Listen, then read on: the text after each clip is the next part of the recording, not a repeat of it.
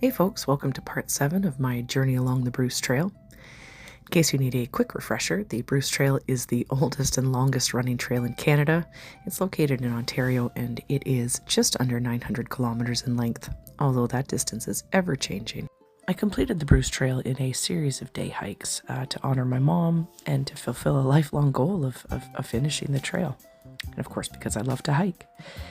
This footage is from July when I reached the halfway point after finishing Blue Mountain, and in this video I'll be heading into Beaver Valley where I did a 3-day trip just on the border of the civic holiday long weekend after what I would consider to be a short but very overtime packed work week. I headed up to Craigleith the last night of July and woke up August 1st to get started on Beaver Valley. Although I had done a little bit into it, this was the official start to me. And I underestimated this section. It had a lot more elevation than I anticipated, and it was more beautiful than I had even imagined. It is a hidden gem through there. So stayed at my favorite site, did a 26 and a little bit kilometer hike on the first, and then at night when I got back to my site, my cousin had come up to join me. So it was a really good trip. 3 days of heat, 3 days of awesome. Also had the pleasure of using the Trail Angel program again through Beaver Valley, and the first 2 days had a ride from a wonderful lady named Judy, who was about to finish her second completion of the Bruce Trail in the Iroquois section the week following. So we had a lovely chat, and she dropped me off where I'd left off last time, and I got going in the heat, and it was, hot. Coming up to the end of that road. It's only about 800 meters, but it's nice. Little creek, getting the legs going. Already feeling the heat. It's like not even 7:30 yet. So I got high hopes for heat stroke today. But hello, Mr. Bug. But we have electrolytes. We have sunscreen.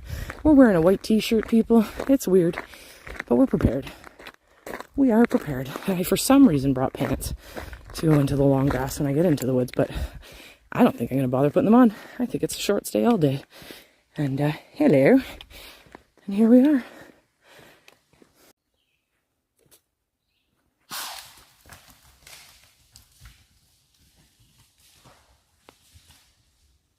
Oops. I think I scared them. I'm sorry, guys. Oopsies. I was trying to be really quiet. I don't know if that was me. Or if that was the $2. Whoa. Sorry. I don't even eat red meat. Not that there's anything wrong with that, but I was lucky enough after that moment to stumble upon one of these, and who doesn't like leaving a little note in the trail log? I was also able to see my friend that I'd met on trails log, took a picture, and sent it to her to say, hey, I'm where you were.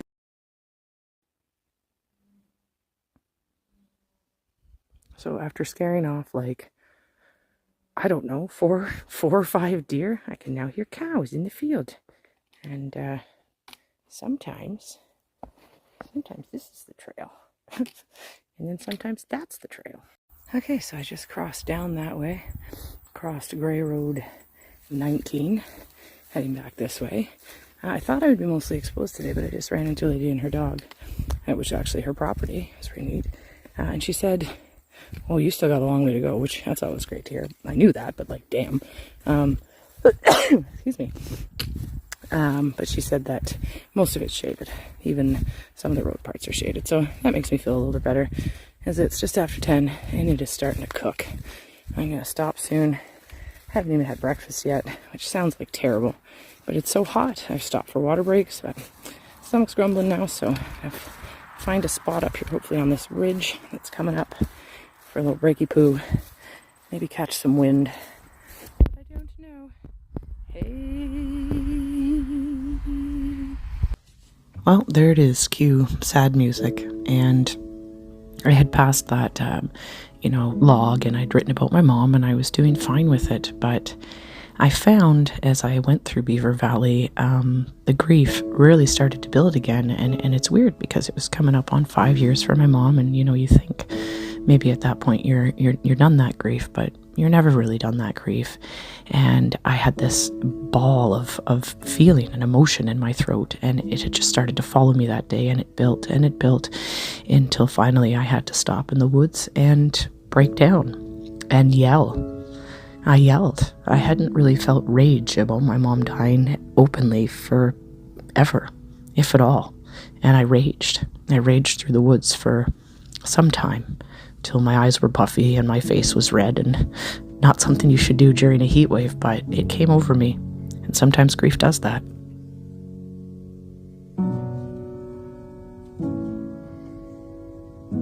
Much like the heat and the elevation that day, it didn't give up, Something was forcing me to face those feelings. And once I'd collected myself and I felt better, I came up upon this bench. And if you read the inscription, it's beautiful.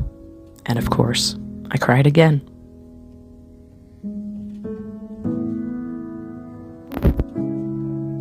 There I cleared, I don't know, 50 cobwebs, growing white blazes. So of course, naturally, every time there's a cutoff, it seems like it has to go uphill. Why? At Metcalf Rock, a bunch of kids just went by. I passed actually probably a mom and daughter combo on trail with their dog, and they said that the next roadway, which is about half a kilometer from here, there was police presence. They might be looking for someone in the conservation area that I'm heading into next, but we'll see. So I thought now would be a good time to stop for lunch and take a break, and hopefully that'll be all sorted by the time I get out there, but maybe there'll be some excitement, maybe not. Anyways, it's beautiful here.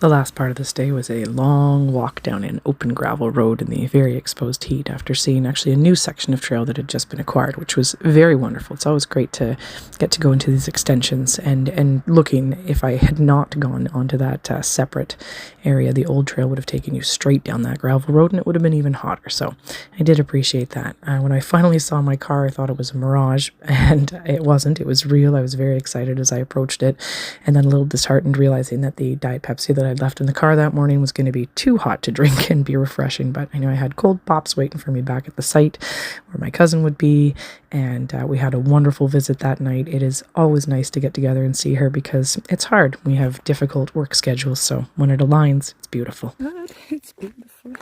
It's so beautiful. After a wonderful first day and a great night with my cousin, I got up the next morning, got a ride from Judy again, and got going from where I left off the day before at the end of that long gravel road. So I was in for another tough day, a lot up and down, but as always, it was beautiful. And you'll notice that, of course, that grief moment that I'd had on trail the day before ended quickly. And that's the thing with grief later on. You know, you feel it still at the intensity level, but not necessarily for the duration that you do in the beginning. Just did a bunch of uphill, which I don't mind so much, knowing that there's a lot of downhill today. I think I actually prefer uphill, less risk of falling, but anyhow, it is lovely. You can see the mist rising up out of the valley, but it is so humid that the mosquitoes are just going crazy. And it's like, it's fine, I can handle them biting my arms, but they keep flying in my eyeballs again. I can stay off. Anyhow, stop to blow one off, as they say. That sounded rude. Now I'm just talking to myself in the woods. Okay, bye. This was one of my favorite break spots of the trail, sitting up on Old Baldy, just enjoying the view, and you can see the other side of Beaver Valley where I'd be coming up the next day. And that's the neat thing about it. You can sort of look at tomorrow's hike from today's hike. But there I am chilling. I made sure to take a picture of myself up there. I forgot to send it to my dad because that's a picture of me not being a Baldy. Not saying anything about him, of course.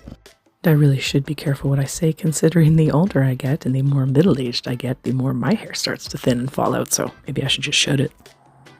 Okay, so I just came up a giant hill on that road from there, heading back into the woods. It is so stinking hot all of a sudden. It's like midday and the humidity is just insanity. Oh my god. Keep going though. It should probably be nice and cool in the woods there.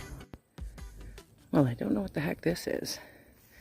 I'll have to look it up. It might be something excavating because there's trucks down there, but anyhow, always climbing today, always uphill. You would think for someone who went to school for environment that I would have known that those were actually the Eugenia Hydro generating station water towers, and that's actually where the water from the Beaver River flows into the valley and drops off, which creates, of course, some nice, efficient, clean energy. I should also know that because there's DeQ Falls in the Niagara section that I've hiked past a million times, and that is near the hydroelectric plant here. But again, we're always learning, and I'm not always the brightest. And to be fair, it was really hot. This is the stunning Eugenia Falls. I would love to go back someday. I took some quick pictures and videos, but I'll be honest, I hustled out of there pretty quickly because at that point I was really starting to fade, and I still had quite a hike ahead of me. It's got half a kilometer through there to the falls. But here's what I'm doing. I'm going this way to my car, which should be a couple hundred meters in this direction. And tomorrow, going to get the trail angel to drop me off there so I can start there instead of at the parking lot, because the falls is that way and I really just want to enjoy it. And right now my feet are killing me. I'm done. I'm just done for the day. And like I didn't even have a chance to take as many pictures near the end there. The mosquitoes were just crazy because it rained and then it was just humid. Anyhow, I'm done. So I'm going to drop me off there, and then I can have my lunch or my breakfast, or at least sit at the falls tomorrow morning and really appreciate it. This has been one hell of a day. It has been a long, tough day. The gig is waiting back at the campsite, and I'm going for a swim, and I stuff my face with a bajillion foodstuffs. Day 3, and after a long wait in the morning because there's a few hiccups, I was able to start. Taking a video. Thanks for the ride. Bye. Love you. Well, it's 10 a.m. Late start now. I was ready for my trail angel at 8, but she had a busy week and kind of forgot. She called me in a panic. I said, don't worry about it.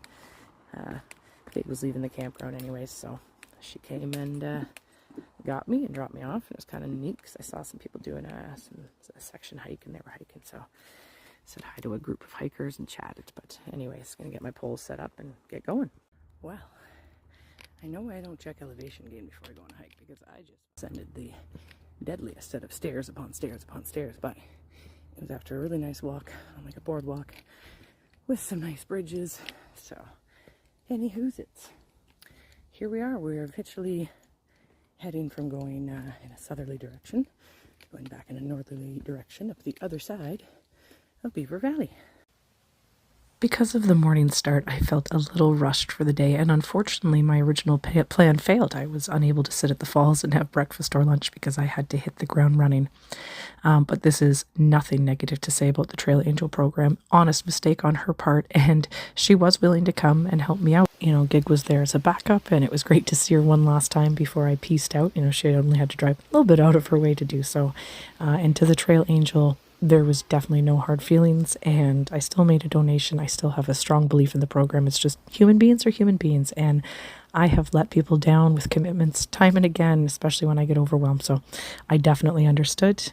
Well, that was a lovely rest break by that falls there. And then as I was getting up to go, a girl that I actually saw on the drive-in, so I recognized the socks. I didn't say anything, but was coming down the trail, and I said, I'm all done with this bench. And she's like, oh my God, I might even go in.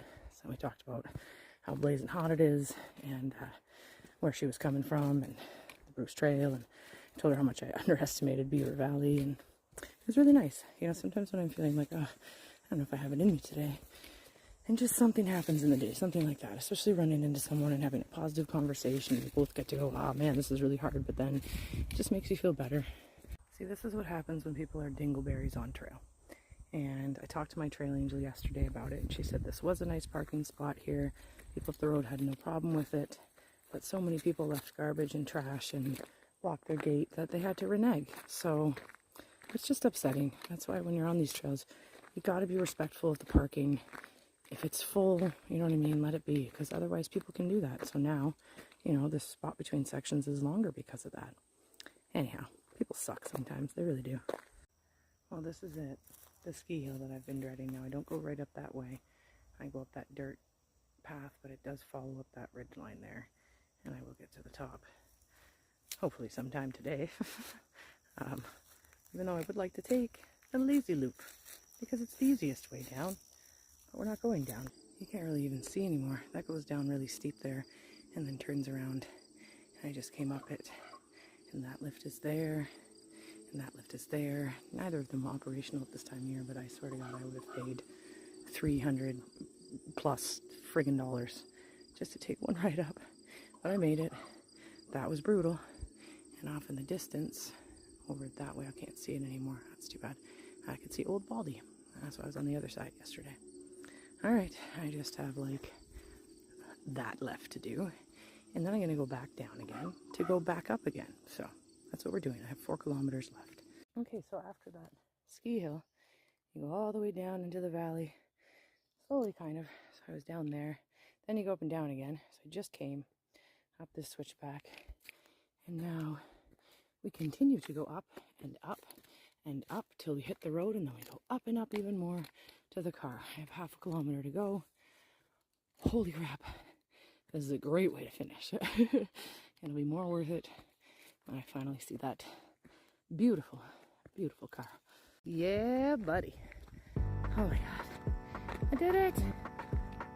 Definitely a challenging 3 days, but all of them worth it. Had a great time camping and the rest. And that last bit was, in fact, a ski hill. You go directly up a ski hill. And if you go in the wintertime, there is a side trail that loops around it, obviously, because you can't go up there when there's skiers coming down.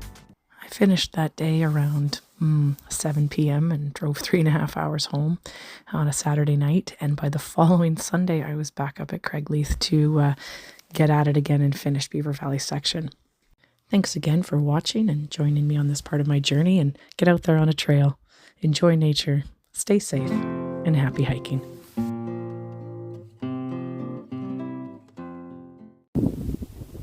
Remember, if you're hiking along the trail and you run into other people, don't forget to say, hey.